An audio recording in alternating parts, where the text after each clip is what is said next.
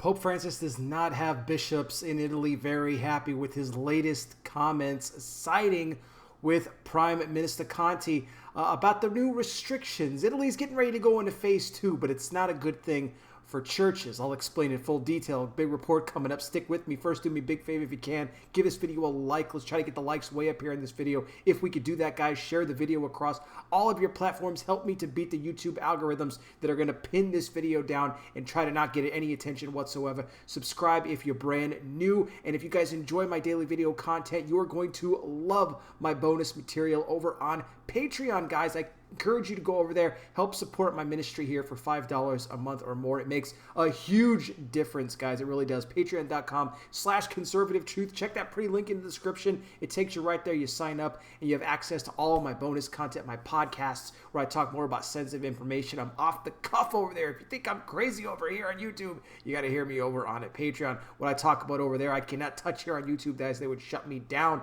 being a Christian conservative content creator. You know, they're demonetizing my videos, guys, on a daily basis. It's terrible. Look at me. I'm just a blind fat guy. At the end of the day, what kind of a threat could I possibly be? Okay, I'm just trying to bring you guys the news and events of what's going on here in the last day. So your support, it means a great deal to me. Thank you so much for all of you who support already on Patreon. For those of you who are thinking about signing up, you guys are great.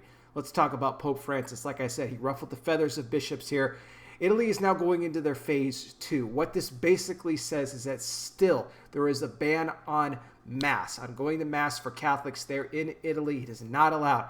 Funny thing, though, what they are allowing in phase 2 is that you can now attend funerals as long as it's 15 people or less. You have to wear masks, maintain your distance. You know the drill by now. But what the argument from these bishops is that the fact that why are we having small gatherings for funerals, but we can't have a small gathering for a Mass? And that's what they're angry at here. And Pope Francis, in his own daily Mass from his residence, he talked about the fact that all Italians need to obey the government. That's right. He called for obedience when it calls to these continued restrictions on Masses in the country. And this did not have bishops very happy because they took it as a personal insult from Pope Francis, as if he was scolding them, calling for, obedience. You better obey what Prime Minister Conte is saying so we can get through this whole ordeal. So they are not happy with him whatsoever. I mean, the fact that Pope Francis has taken this approach, it's maybe not shocking, to me or you, but to many others out there who maybe don't really know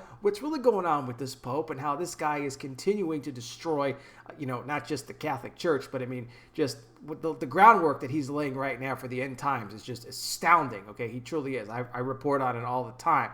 But they are not happy. He should be leading the charge for these churches to be reopened again. That's what he should be doing. He should be calling for Mass to be able to be returned once again. I'm not even a Catholic. I'm not out here advocating for Catholics by any means. I'm just saying religious liberty in general has been at risk throughout the entire globe since this whole Rona thing started in the first place.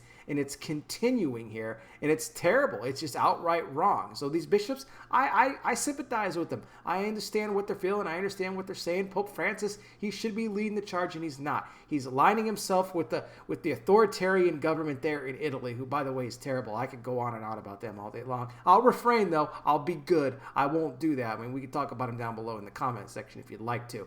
But this is just bad all around. Another bad look for Pope Francis. But I'm sure at the end of the day, he doesn't really care. What do you guys think, though, about the comments of Pope Francis calling for obedience? You better obey. No Mass gatherings whatsoever. Mass will not happen until further notice. I'll be back with more. You guys take care. Please be safe out there. God bless each and every single one of you. And I'll talk with you soon.